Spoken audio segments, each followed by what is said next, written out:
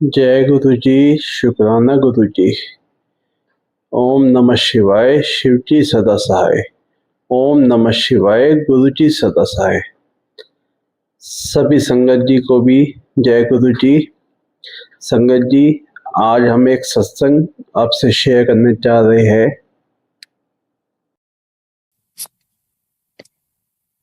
जय गुरु जी संगत, जय गुरु जी। गुरु जी आपके आपके चरणों में कोटि कोटि प्रणाम।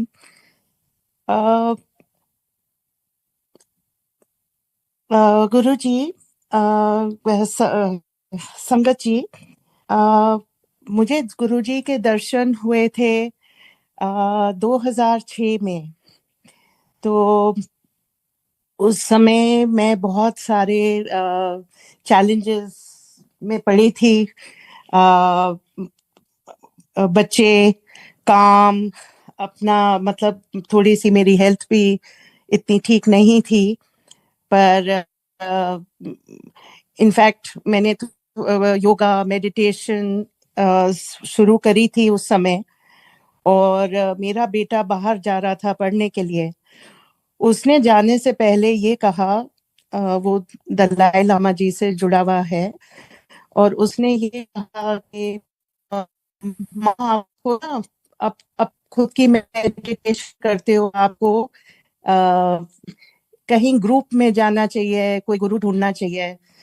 अ, अब गुरु तो अपने आप बहुत बहुत से संत मिले थे, बट कहीं से वो वैसी कनेक्शन नहीं हुई जैसे गुरु जी से मिलते ही हुई। अ, तो उनसे जुड़ने का भी बहुत अनोखा एक्सपीरियंस था।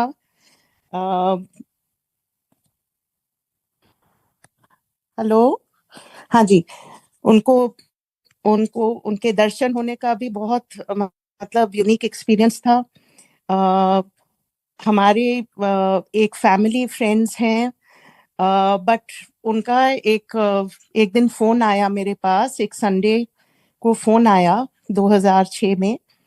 और उस दिन वो मेरे बेटे को, मैं पढ़ाई करने के लिए वो जा रहा था हार्वर्ड। और ये मेरे ख्याल से जून के महीने में या जून के महीने की बात है, 2006। तो इनका फोन आया था और वो ये बोली कि आपको आप बहुत लकी हो, मेरे गुरुजी ने आपको बुलाया है दर्शन देने के लिए, आप मेरे साथ चलिए। तो मैंने उनको कहा कि जरूर मैं जा, मुझे मिलने का बहुत मतलब बहुत अच्छा लगता है संतों से मिलना, बट मैं आज नहीं जा सकती शाम को, क्योंकि बेटे को एयरपोर्ट जाना है छोड़ने के लिए। तो मैं आपके साथ कल चलूंगी। तो उन्होंने ये कहा कि नहीं नहीं, वो तो गुरुजी से पूछना पड़ेगा कि आप कब जा सकते हो। ये संडे का दिन था। और अगले दिन उनका फोन आया मेरे पास, और उन्होंने कहा गुरुजी ने आपको बुलाया है थर्सडे को, आई थिंक 4 बजे, 3 या 4 बजे, ऐसे कुछ 3:30 4 बजे आपको बुलाया है। तो आ, वो मतलब फैमिली फ्रेंड्स हैं, बट मतलब ज्यादा एक्चुअली मेरे फादर और उनके father in law best of friends हैं। तो और उनके हस्बैंड और हम लोग सब बड़े एक साथ हुए हैं। बट नॉर्मली जैसे कोई फैमिली फंक्शंस होते हैं उसमें ज्यादा मिलना होता है। तो मैं मतलब बहुत अच्छे से भी नहीं जानती थी उनको, बट एनीवे उन्होंने मेरे घर का एड्रेस वगैरह लिया और वो मुझे लेने आए, और मैं बिल्कुल तैयार थी जाने के लिए। उन्होंने कहा कि ये क्या, मैं एक बॉक्स मिठाई, एक लिफाफा, ये सब लेके और चल रही थी। उन्होंने कहा नहीं, ना बैग ले जाना है, ना फोन ले जाना है, ना कुछ ये सब नहीं, गुरुजी के हाँ ये सब नहीं लेके जाते। तो मैंने कहा अच्छा। फिर मैंने एक अगरबत्ती उठाई तो वो बोलते हैं नहीं ये सब नहीं वहां चलता। एनीवे हम गए अंपायर स्टेट, और वहां पर जब मैंने एंटर किया तो मुझे बहुत मतलब वो लाल कारपेट दिखा। मंदिर पूरा खाली था, शायद एक दो सेवादार होंगे, उस समय तो मुझे पता ही नहीं था मैं कहाँ जा रही हूँ, मैं बस चलती गई। और मैं जब एंटर करी तो गुरुजी बैठे थे चेस्ट के ऊपर, एक चेस्ट और ड्रॉर्स थे, और उसके ऊपर वो कुछ येलो कपड़े पहने हुए थे उन्होंने, और वो चौकड़ी मार के उसके ऊपर बैठे हुए थे चेस्ट के ऊपर। तो जैसे ही मैं अंदर गई, मुझे एक मतलब ऐसे ही इतना उनका नूर था, देखा भी नहीं जा रहा था। और कामिनी वहां गई, कामिनी जी हैं, कामिनी खन्ना, वो जाके उन्होंने माथा टेका और मैंने भी माथा टेका। और वो बोलने लग गई, ये है गुरुजी, इनके इनके फादर और मेरे। तो उन्होंने उनको बस बोला कुछ नहीं बोलने के लिए। गुरुजी ने देखा, मेरी तो आंखें भी नहीं मतलब मिल रही थी गुरुजी से, बट उन्होंने बस चुप से देखा और फिर ऐसे बैठने के लिए कहा। तो हम वो जाके बैठ गई। मैंने कहा मैं नीचे नहीं बैठ सकती। उस समय मुझे बहुत पीठ में दर्द थी और साइटिका टाइप की प्रॉब्लम थी। इनफैक्ट जो डॉक्टर्स थे उन्होंने कहा कि ऑपरेशन करना पड़ेगा। तो मुझे नीचे बैठने में आज भी थोड़ी तकलीफ होती है, बट उस समय तो बिल्कुल ही नहीं था कि मैं नीचे चौकड़ी मार के बैठ सकूं। तो एनीवे उन्होंने कहा कि नहीं नहीं नीचे बैठना है, तो गुरुजी के सामने नीचे बैठना है। तो अब पता नहीं कैसे पर मैं बैठ गई। और फिर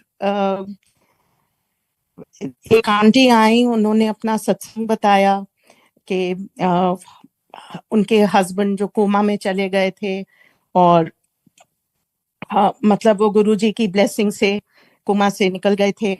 और फिर एक अभिनव आए। अब वो उनसे तो मैं मिली हूँ।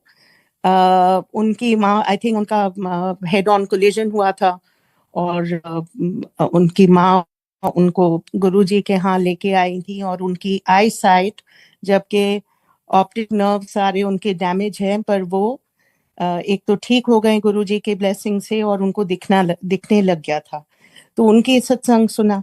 फिर कामिनी ने भी कहा कि मैं भी गुरुजी के, thanks to Guruji I am alive on one kidney. तो ये सब जब सुना तो मेरे दिमाग में लगा कि गुरुजी ने मुझे यहाँ क्यों बुलाया है, मुझे भी कुछ होने वाला है क्या। और ये थॉट जैसे ही मन में आया, गुरुजी ने अपनी तरफ बुलाया। वहां और संगत ज्यादा नहीं थी, कोई नहीं था उस समय, बहुत कम लोग थे। तो गुरुजी ने बस ऐसे मतलब देखे जैसे मेरे पूरी आत्मा देख रहे हैं। और उन्होंने बस ये कहा, तू तू सोचती है कि तुझे क्यों बुलाया है, ये तो तुझे बाद में समझ आएगा। और याद रख याद रखना, आंधी रहना, इतना कहा गुरुजी ने। और फिर यू नो शाम को संगत आई, वहां पर सत्संग हुआ। मेरे लिए तो बिल्कुल न्यू एक्सपीरियंस था, लंगर का, सब कुछ का। और गुरुजी की ब्लेसिंग इतनी थी, जबकि मुझे कुछ ज्यादा पंजाबी भी नहीं आती थी, बट मैं बस पता नहीं वहाँ, अच्छा मतलब बहुत अच्छा लगा गुरुजी के, हाँ वहाँ रह के, मतलब उनके उनकी प्रेजेंस में रह के बहुत अच्छा लगा। और उसके बाद जी मैं खुद पता नहीं कैसे, पर मैं आती रहती थी। मुझे कोई उन्होंने दिन नहीं बोला था कि आप इस दिन आना उस दिन आना, कुछ नहीं। मेरा जब हो सकता था मैं चले जाती थी गुरुजी के। हाँ। और संगत जी, सबसे पहले तो गुरुजी ने मेरी जो बैक की प्रॉब्लम थी sciatica, वो मेरा ऑपरेशन हुआ ही नहीं, वो अपने आप ठीक हो गया गुरुजी की ब्लेसिंग से। और मैं वहां बैठ सकती थी, उनके सामने भी बैठ सकती थी। और मुझे ये नहीं पता था, मैं किसी को जानती नहीं थी, इन द सेंस जाने पहचाने लोग दिखते थे, बट किसी से बात तो नहीं होती थी वहां पर।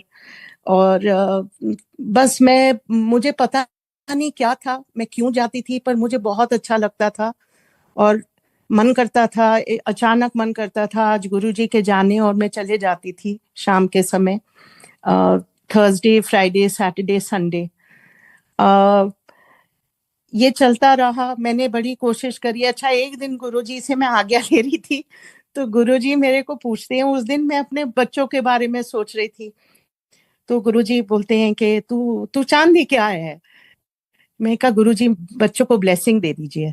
तो उन्होंने कहा कि तुम उनको लेके आओ। तो बेटा तो बाहर गया हुआ था पढ़ने के लिए। बेटी को मैंने कहा तो वो बोलती है मामा मैं यहाँ, मुझे नहीं जाना आपके साथ कहीं भी। तो अब जबरदस्ती तो किसी को मैंने कभी करी नहीं। तो एनीवे उनका लॉस, वो वहां उस समय उनका समय नहीं हुआ होगा गुरुजी से ब्लेसिंग मिलने के लिए। इस तरह से और भी फैमिली के मेंबर्स हैं, उनको भी मैंने कहा जो चला गया, जो नहीं गया नहीं गया। गुरुजी को पता है वो कब बुलाते हैं, क्यों बुलाते हैं। जब उसका समय होता है वो तभी होता है। बहुत अचंभे की ये बात है कि मुझे बड़े मंदिर के बारे में कभी पता नहीं लगा, जबकि मैं 2006 में जाती थी। मुझे कोई बड़े फंक्शन के बारे में नहीं पता, क्योंकि गुरुजी शायद चाहते ही नहीं थे उस टाइम के मुझे वहां जाना हो, या उसके बारे में उनको पता है कि ये ऐसा क्यों। 2007 में बहुत चैलेंजेस थे। मेरी मासी, मेरी दादी बहुत मतलब सीरियस थे, उनकी सेवा में लगे हुए थे। और मुझे ध्यान है कि 1 जून को मुझे पता चला कि गुरुजी ने भी चोला छोड़ दिया है। उस समय मासी जी का ऑपरेशन हुआ था बहुत बड़ा, और मैं जा नहीं पा रही थी, बहुत मतलब उदास थी। जुलाई में मैं गई गुरुजी के छोटा मंदिर गई, मुझे तो बड़े मंदिर के बारे में पता भी नहीं था। अब मैं वहां गई तो मुझे बाहर ही उन्होंने कहा गुरुजी ने चोला छोड़ दिया है, अब यहाँ सत्संग नहीं होता। तो बस वहां से चल के मैं मतलब वापस आ गई। और बहुत दिनों तक यही सोचते रही गुरुजी कहाँ हैं, गुरुजी कहाँ हैं। बहुत चैलेंजेस लाइफ में थे। और बट मैं ये बोलती हूँ कि गुरुजी हमेशा थे। ये मेरी नादानी थी सोच के कि गुरुजी है नहीं। चोला छोड़ दिया था पर गुरुजी थे, उन्होंने ही ताकत दी, उन्होंने ही दम दिया सब कुछ फेस करने का। और लाइफ चलते गई। और 2010 और 11 के बिगनिंग में मुझे एक मैं बहुत सारा मेडिटेशन प्राणायाम वगैरह कर रही थी उस समय। मुझे एक आउट ऑफ बॉडी एक्सपीरियंस हुआ। उसके बाद से मुझे बहुत मतलब चक्कर आते थे। और फैमिली ने सारे उसमें वो चेकअप कर लिया कि क्लॉट है कि क्या है, किसी को समझ नहीं आ रहा था कि क्या हुआ है, स्ट्रोक तो नहीं हुआ, क्या हुआ। एनीवे ये हाल मेरा चलता गया, दवाइयों पे मैं जी रही थी। पता नहीं कैसे। आई थिंक अप्रैल 2011 में कृष्ण अंकल की आर्ट एग्जीबिशन थी, उसमें कामिनी जी भी मिली मुझे फिर से। और हम लोग खाने के लिए कहीं गए थे उसके बाद, एग्जीबिशन के बाद एक साथ। तो हम एक साइड पे बैठे हुए थे, और कामिनी ने मुझसे पूछा कि सब कुछ कैसा है। मैंने कहा बड़ी दिक्कत है, मेरी तो तबीयत भी अब ठीक नहीं रहती। तो उन्होंने कहा तुम गुरुजी के लंगर के लिए क्यों नहीं जाते हो, सत्संग के लिए क्यों नहीं जाते हो। मैंने उनको कहा कि मैं तो गई थी 2007 में, जून जुलाई के महीने में मैं गई थी, और वहां पर उन्होंने ये कहा, जुलाई आई थिंक, कि यहाँ तो अब सत्संग नहीं होता, गुरुजी ने चोला छोड़ दिया। तो वो मुझे उन्होंने बताया पर आपको बड़ा मंदिर जाना चाहिए था। तो मुझे बड़ा मंदिर के बारे में कुछ नॉलेज ही नहीं थी। और एनीवे मैंने कहा अच्छा ठीक है, मैं बड़ा मंदिर जाऊंगी। अप्रैल में नहीं गई, मई में नहीं गई। मैंने सोचा मैं 1 जून को जाऊंगी, जिस दिन गुरुजी ने चोला छोड़ा है। अब मुझे ध्यान भी नहीं था कि 31 को था, क्योंकि मैंने उसके बारे में, मुझे न्यूज़पेपर में मैंने पढ़ा था 1 जून को। तो एनीवे मैं वहाँ पहुंची,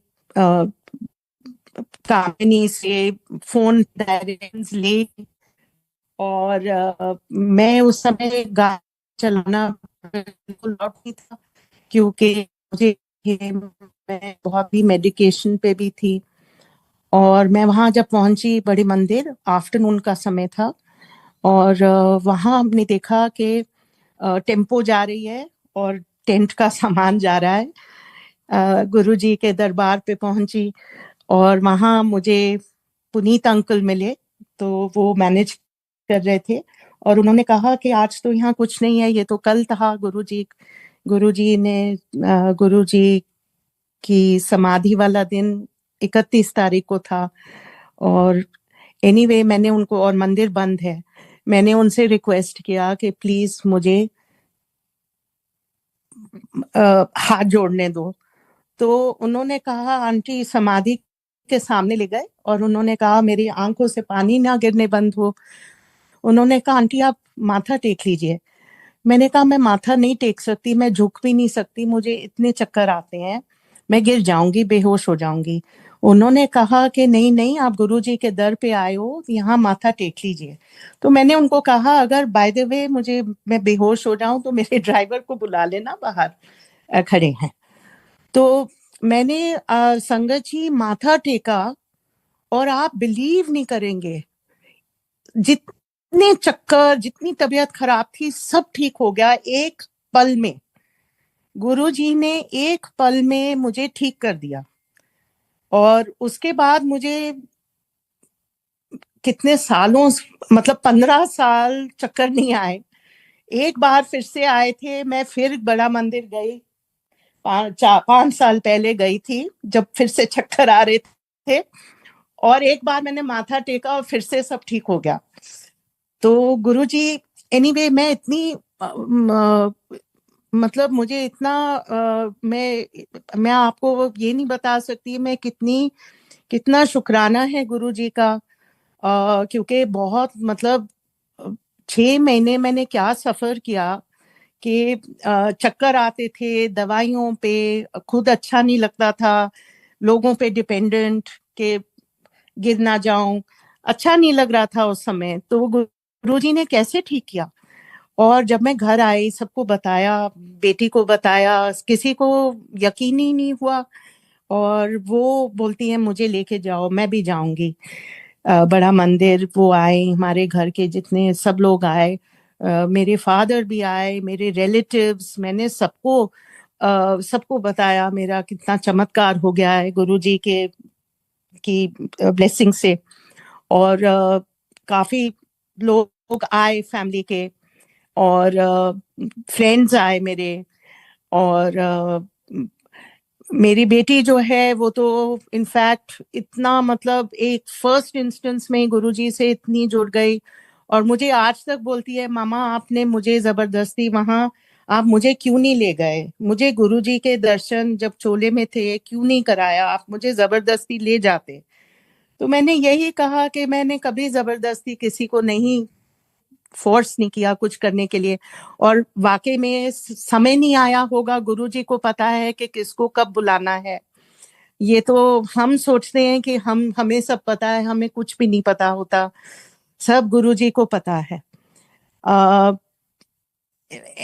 मेरे फादर जो वर्ल्ड फेमस साइंटिस्ट हैं, हम लोग, मैं एम्स में पली बड़ी हूँ। पापा वहाँ के फर्स्ट प्रोफेसर थे, 1956 में फर्स्ट स्टाफ थे एम्स के। वो ना ये सब में यकीन नहीं करते थे, वो भगवान, मतलब भगवान नहीं, मतलब विश्वास तो करते हैं कोई सुप्रीम पावर है, पर वो किसी किसी रिलीजन में नहीं, मतलब बिलीफ नहीं था उनको। वो जब तक वो आए तो वो भी, उनको भी वो अट्रैक्शन लगी, इतनी अट्रैक्शन लगी कि यहाँ पर कुछ है। और संगत जी, मुझे ये मन होता था कि मैं बस सारे, मतलब रोज मैं मंदिर में जाऊं, रोज गुरुजी के दर्शन करूं, और अगले दिन का वेट करूं कि कब हम दोबारा जा सकें। और मतलब बहुत बहुत गुरुजी ने इतनी कृपा करी है और सारी फैमिली को इतना ब्लेस किया है गुरुजी ने, हम सबको ब्लेस किया है। मैं आपको बता रही हूँ, मेरे जो पेरेंट्स हैं, पापा अभी 98 इयर्स के हो गए हैं, 99th ईयर चल रहा है उनका गुरुजी की ब्लेसिंग से। और मम्मी मम्मी की तबीयत बिल्कुल ठीक नहीं है, उनका बर्थडे है कल। और गुरुजी की जब मुझे अंकल का फोन आया कि आज सत्संग करने के लिए, मैं पहले बोलने लगी कि नहीं, मम्मी का देखभाल है, हॉस्पिटल में सब है, मैं पता नहीं कर पाऊंगी कि नहीं। फिर मुझे याद आया, गुरुजी ही तो देख रहे हैं, तो सत्संग जरूर करूंगी। वो ब्लेसिंग दे रहे हैं, सारी फैमिली को ब्लेसिंग दे रहे हैं और देते आए हैं। संगत जी, मैं बताना चाह रही हूँ कि मेरे फादर 2 साल पहले, 2.5 साल पहले 17 सीढ़ियों से गिरे थे अपने घर पे। और म, मैंने हमेशा गुरुजी को ही अरदास किया है कि गुरुजी आप देखिए। और मैं बताना चाह रही हूँ कि इतनी सीढ़ियों गिरने के बाद भी उनके क्या ब्लेसिंग है, एक भी कहीं फ्रैक्चर नहीं था, कहीं कोई हड्डी नहीं टूटी। हाँ, उनको चोटें बहुत थी, स्टिचेस बहुत थे, हिलने जुलने में बहुत प्रॉब्लम थी, बट गुरुजी की ब्लेसिंग से वो आज भी पूरी, मतलब सब जगह उनको, वो कॉन्फ्रेंसेस पे जाते हैं, लेक्चर देने चाहते हैं, खुद वो अपनी रिसर्च करते हैं वैक्सीन्स की, वो डेली अपने लैब जाते हैं। ये गुरुजी की ब्लेसिंग नहीं है तो किसकी है? और मेरी बेटी और मैं, हम लोग कोशिश करते हैं कि मंडेज को हम जाएं, या जब भी हो सके तो हम जाएं। और मेरे फादर लास्ट ईयर, अब पापा बहुत सालों से गए नहीं थे मंदिर, मैं तो उनके लिए जल प्रसाद ले जाती हूँ, जब भी जाती हूँ जल प्रसाद ले जाती हूँ, थोड़ा सा मीठा प्रसाद ले जाती हूँ, क्योंकि उनको मिर्चियाँ टॉलरेट नहीं होती ज्यादा। बट जो भी होता है, मैं जब खुद जाती हूँ तो उनके लिए लेके जाती हूँ कि गुरुजी की ब्लेसिंग है। जबकि गुरुजी हमें ब्लेस कर, पूरी फैमिली को ब्लेस करते हैं, एक जने के थ्रू भी गुरुजी ब्लेस करते हैं। बट पिछले साल नैना मेरी बेटी और मैं मंदिर के लिए निकल गए थे, और पापा को मैंने कहा, पापा हम जा रहे हैं, मंदिर जा रहे हैं। अचानक हर हफ्ते बोलते थे, अच्छा बेटी, जय गुरु जी, ओके बेटी, ऐसे करते थे। उस दिन वो अचानक उठे और बोले मैं भी चलूंगा। मैंने कहा पापा, इतनी रश में, हम इतनी भीड़ में आपको कैसे ले जाएंगे? तो बट देखिए, गुरुजी की ब्लेसिंग है, हम गए मंदिर। पापा, एक कहीं पे कोई, मतलब इतना स्मूथ था, कोई प्रॉब्लम ही नहीं हुई। गुरुजी का आशीर्वाद मिला, उन्होंने गुरुजी का प्रसाद लिया और घर आ गए। तो कुछ दिक्कत नहीं हुई, कुछ नहीं हुआ, गुरुजी हैं देखने वाले सबको। गुरुजी, संगत जी, लास्ट ईयर मम्मी की तबीयत बहुत खराब थी 1.5 साल से, और उनका सही डायग्नोज नहीं हो रहा था।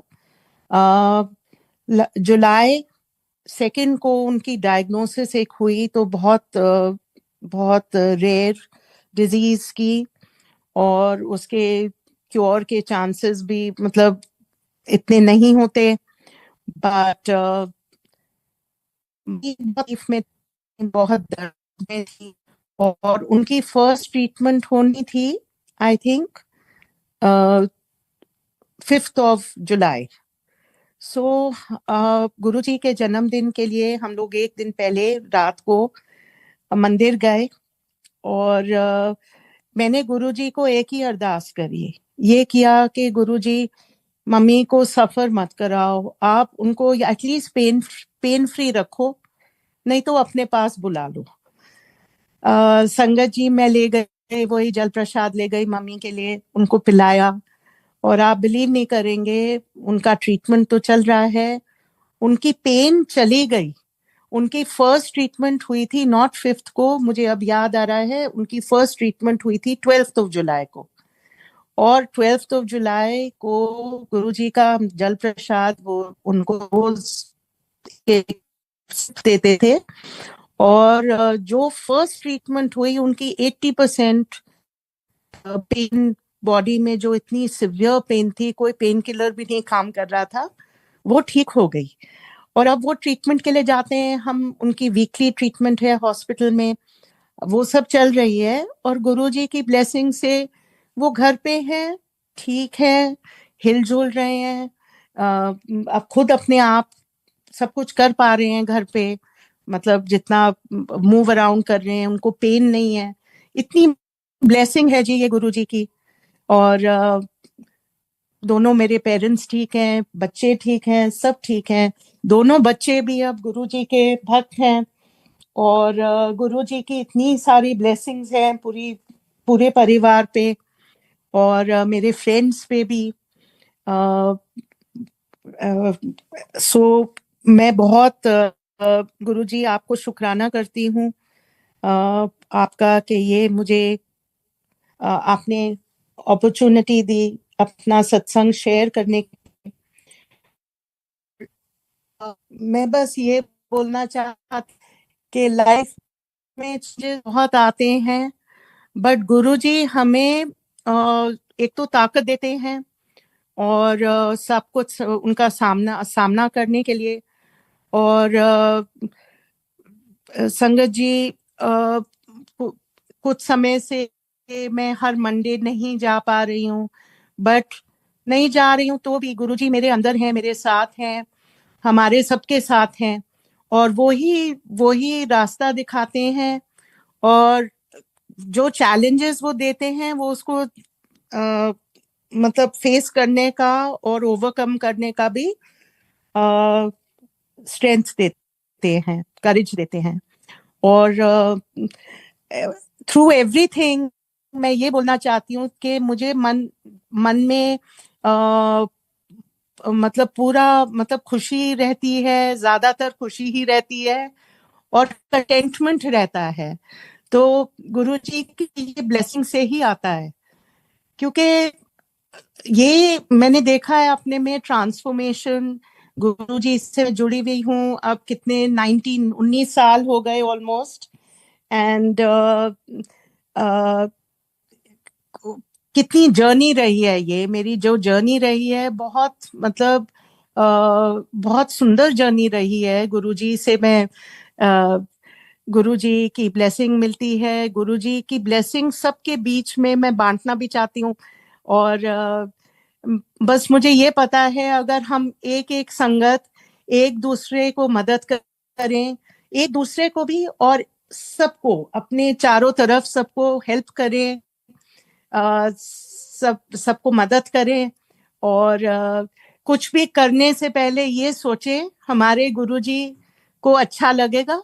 अगर ये करें तो बस हर एक दिन अच्छा होता है, हर एक पल बढ़िया होता है। गुरुजी की ब्लेसिंग साथ में हमेशा है। और गुरुजी को बहुत बहुत धन्यवाद, बहुत शुक्राना, और सबको प्रणाम। थैंक यू संगत जी। जय गुरु जी।